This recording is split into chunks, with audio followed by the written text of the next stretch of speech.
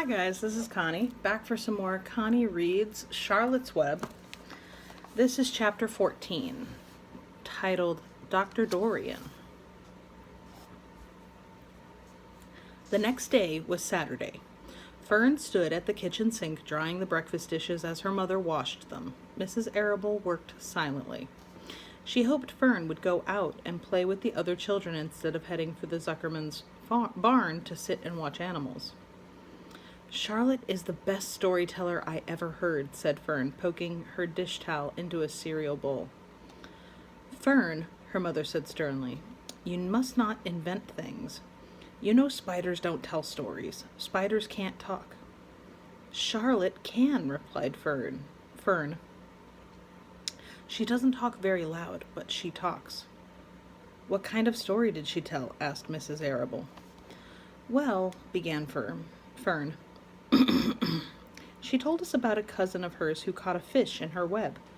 Don't you think that's fascinating?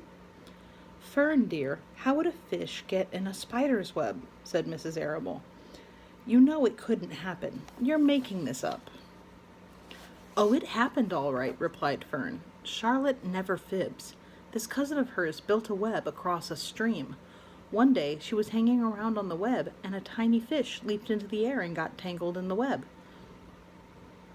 The fish was caught by one fin, Mother. Its tail was wildly thrashing and shining in the sun. Can't you just see the web sagging dangerously under the weight of the fish? Charlotte's cousin kept slipping in, dodging out, and she was beaten mercilessly over the head by the wildly thrashing fish, dancing in, dancing out, throwing. Fern, snapped her mother. Stop it. Stop inventing these wild tales.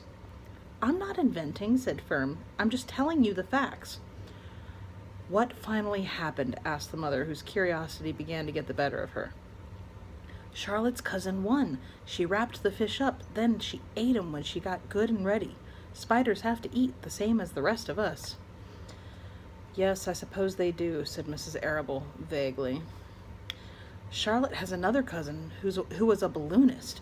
She stands on her head, lets out a lot of line, and is carried aloft on the wind. Mother, wouldn't you simply love to do that? Yes, I would, come to think of it, replied Mrs. Arable. But Fern, darling, I wish you would play outdoors instead of going to Uncle Homer's barn. Find some of your playmates and do something nice outdoors. You're spending too much time in that barn. It isn't good for you to be alone so much. Alone, said Fern. Alone? My best friends are in the barn cellar. It's a very sociable place, not at all lonely.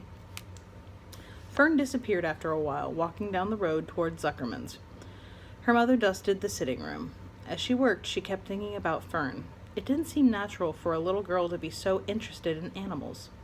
Finally, Mrs. Arable made up her mind. She would pay a call on old Dr. Dorian and ask his advice. She got in her car and drove to his office in the village. Dr. Dorian had a thick beard. He was glad to see Mrs. Arable and gave her a comfortable chair. It's about Fern, she explained. Fern spends entirely too much time in the Zuckerman's barn. It doesn't seem normal. She sits on a milk stool in a corner of the barn cellar near the pig pen and watches animals hour after hour. She just sits and listens. Dr. Dorian leaned back and closed his eyes. How enchanting, he said. It must be real nice and quiet down there. Homer has some sheep, hasn't he? Yes, said Mrs. Arable, but it all started with that pig. We let Fern raise on a bottle. She calls him Wilbur.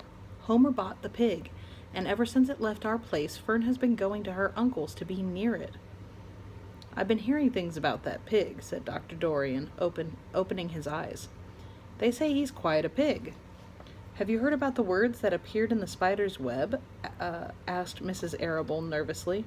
Yes, replied the doctor. Well, do you understand it? Asked Mrs. Arable. Understand what? Do you understand how there could be any writing in a spider's web? Oh, no, said Mr. Dorian. I don't understand it, but for that matter, I don't understand how a spider learned to spin a web in the first place. When the words appeared, everyone said they were a miracle, but nobody pointed out that the web itself is a miracle. What's miraculous about a spider's web? Said Mrs. Arable. I don't see why you would say a web is a miracle. It's just a web. Ever try to spin one? Asked Dr. Dorian. Mrs. Arable shifted uneasily in her chair. No, she replied, but I can crochet a doily and I can knit a sock.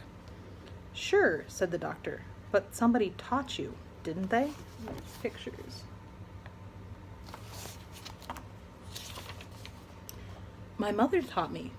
Well, who taught a spider? A young spider knows how to spin a web without any instructions from anybody. Don't you regard that as a miracle? I suppose so, said Mrs. Arable. I never looked at it that way before. Still, I don't understand how those words got into the web. I don't understand it, and I don't like what I can't understand. None of us do, said Dr. Dorian, sighing. I'm a doctor. Doctors are supposed to understand everything, but I don't understand everything, and I don't intend to let it worry me. Mrs. Arable fidgeted. Fern says the animals talk to each other, Dr. Dorian. Do you believe animals talk? I never heard one say anything, he replied, but that proves nothing. It is quite possible that an animal has spoken civilly to me, and that I didn't catch the remark because I wasn't paying attention.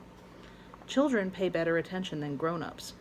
If Fern says that the animals in Zuckerman's barn talk, I'm quite ready to believe her. Perhaps if people talked less, animals would talk more. People are incessant talkers. I can give you my word on that. Well, I feel better about Fern, said Mrs. Arable. You don't think I need worry about her? Does she look well? Asked the doctor. Oh, yes. Appetite good?